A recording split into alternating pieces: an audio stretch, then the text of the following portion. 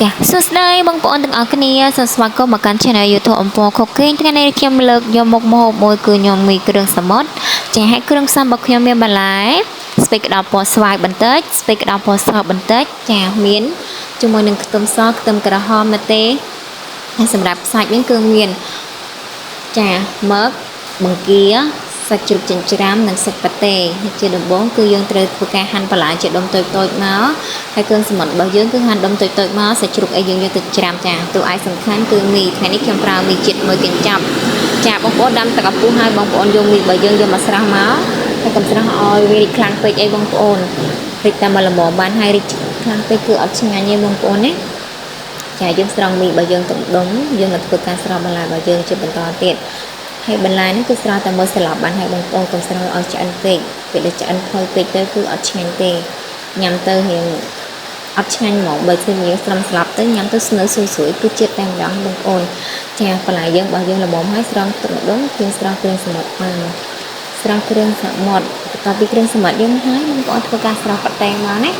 ចាហើយសម្រាប់ប៉ាតេបងប្អូនបើសិនជាបងប្អូនអត់មានប៉ាតេបងប្អូនអាចប្រើជាប្រហិតហត់ដកក៏បានដែរណាអត់ជាបញ្ហាទេប្រហិតហត់ដកប្រហិតអ្វីក៏បានដែរអត់បងប្អូនចង់ដាក់តាមចំណូលចំណងចិត្តចឹងណាចាហើយសម្រាប់សាច់ជ្រូកវិញគឺខ្ញុំធ្វើការលេងបងប្អូនចង់ស្រោះជាមួយនឹងតែដាំពុះក៏បានដែរ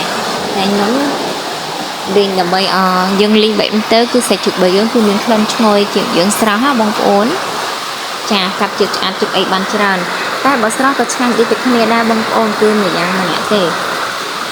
អាហ្នឹងស្រស់វិធីរបស់ខ្ញុំធ្វើបងប្អូនមានវិធីធ្វើផ្សេងអីបងប្អូនអាចធ្វើបានចាបន្ទាប់មកយើងលាយគ្រឿងសម្រាប់ទឹកញ៉ាំរបស់យើងខ្ញុំប្រើស្ករស1ស្លាបព្រាបាយទឹកត្រីចំនួន2ស្លាបព្រាបាយ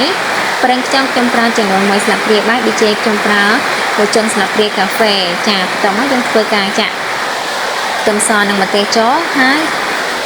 ខ្លាញ់មីនៅក្នុងកញ្ចប់មីជាតិខ្ញុំដាក់ចូលទាំងអស់មុខនិងគ្រឿងមីក៏ខ្ញុំដាក់ចូលទាំងអស់ដែរសម្រាប់ទឹកក្រូចឆ្មាខ្ញុំប្រើចំនួន3ស្លាបព្រាបាយបើសិនជាបងប្អូនចូលចិត្តរសជាតិជូរបងប្អូនអាចដាក់លើសនឹងបានណា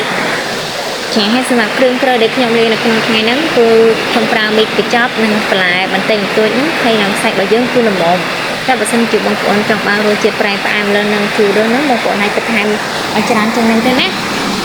ចាឥឡូវយើងដាក់គ្រឿងរបស់យើងចូលមកហើយយើងធ្វើការច្របល់ឲ្យចូលជាតិជាមួយនឹងគ្រឿងរបស់យើងចាដាក់វាចូលមកណាបងប្អូន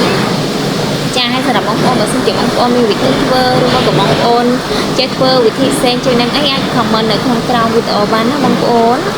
ចាឥឡូវញ៉ាំគ្រឿងសមុទ្ររបស់យើងទៅរួចរាល់ហើយចាអរគុណបងប្អូន